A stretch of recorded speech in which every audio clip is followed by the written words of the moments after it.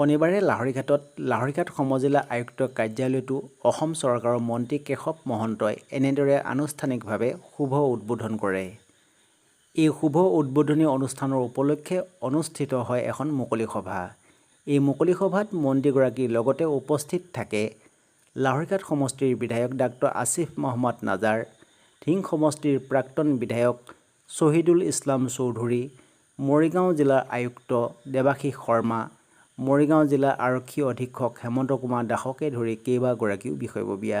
উল্লেখ্য যে এই মুকলি সভাৰ আৰম্ভণিতে আদৰণি ভাষণ পাঠ কৰে লাহৰীঘাট সমজিলাৰ আয়ুক্ত প্ৰাঞ্জল বৰুৱাই আৰু সভাৰ অন্তত শলাগ শৰাই আগবঢ়ায় সহ আয়ুক্ত নম্ৰতা চাহুৱে।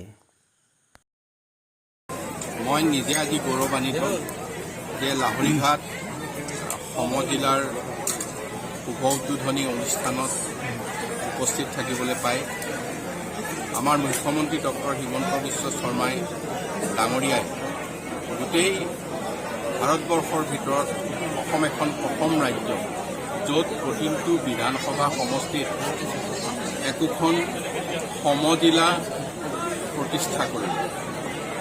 ই প্ৰশাসনক ৰাইজৰ একেবাৰে ঘৰৰ পদূলিলৈ লৈ গ'ল বুলি মই ভাবিছোঁ আৰু এনে সাহসী পদক্ষেপ যিকোনো ব্যক্তিৰ কাৰণে সম্ভৱ নহয়।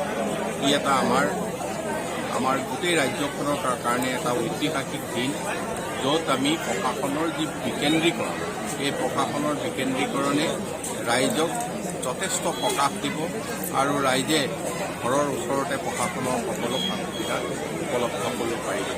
গতিকে লাহৰীঘাটবাসী বিশেষকৈ যিকোনো কথাত ইয়াত বানপীড়িত অঞ্চল বেছি আৰু যথেষ্ট ডিজাষ্টাৰ ইয়াত হয়।